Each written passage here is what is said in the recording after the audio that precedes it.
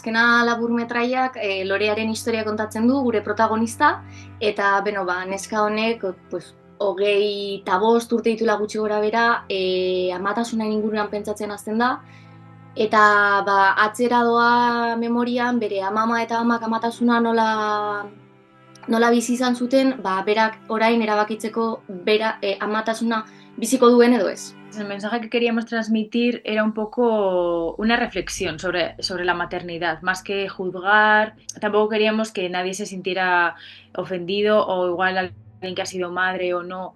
No queríamos juzgar en ese aspecto, simplemente queríamos que fuera una reflexión tanto que nos sirviera a nosotras mismas como un poco, obviamente, criticando un poco pues el status quo, pero sobre todo eso, hacer reflexionar al espectador.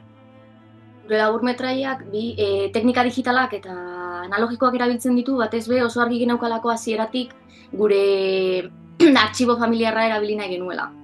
Orduan argazki horiek bai ala bai analogikoan erabili nahi genituen, tipo kolasean eta cutout teknikarekin, baino analogikoak pues, diru asko suposatzen du, lan asko, eta digitalak gaur egun asko zerosoago da, adibidez hori, aipatutako cutout teknika erabiltzeko, programa batzuen bidez, orduan, nola mezkla hori egiten hasi ginen. Egia da lan prozesua nahiko naturala izan zela, osea, gutxi gora berak proiektuak eskatzen zijoan enean, guk analogiko gehiago edo digital gehiago egiten genuen.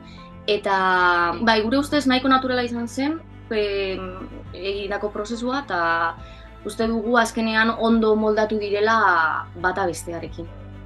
Para nosotras estar en Málaga es como un sueño, ¿no? Esto, pues el gran festival que siempre estás viendo, pues al igual que fue un sueño estrenar en Cinebi también, que al final era nuestra meta desde el principio y conseguirlo, pues obviamente estamos súper contentas y sí, para nosotras ha sido muy, muy especial.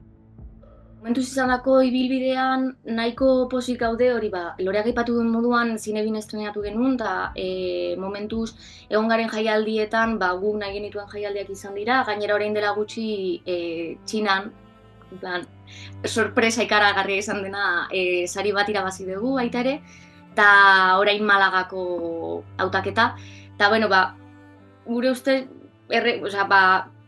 jaialdi gehiagotan egotea, ahalik eta gehienetan, batez be, eta laburmetraia ikustea, ez? Jaialdiak bukatzen direnean, edo normalean urte bat, 2 urte pasata, ez dakit, adibidez gure ideia hasieratik beti izan zen hezkuntzan sartzea laburmetraia, uste dugulako gaiagatik ondo etorriko litzaiokela, ez dakit, institutuetara edo alako kulturetxetan, eta orduan gutxi gora bera hortik joango balitz ibilbidea, oso pozik egon gineateke. Programa Aukera, la verdad que fue como el impulso que hizo que lleváramos a cabo el corto, porque era una idea que habíamos tenido pues hacía un tiempo, estaba ahí en un cajón, y precisamente cuando vimos que se abría Aukera, que podíamos presentar el proyecto, pues así lo hicimos, y ahí conseguimos productora de Isar Films, y entonces a partir de ahí fue pues que empezamos a desarrollar ya en serio el proyecto. Ganamos 2 premios de Aukera, y entonces eso fue el impulso definitivo. Momentu honetan biok ikasten gaude master bat ekoizpenean, eta batez be master hau proiektu honetatik dator, etorkizuneko proiektuetan baita ere ekoizle moduan parte hartu izateko, eta proiektu batek daukan ibilbidea ondo ezagutzeko. Y ahora pues nada, estamos ya pensando en nuevos proyectos, también muy centradas pues eso, en la distribución con pero ya estamos pensando en nuevas cosas.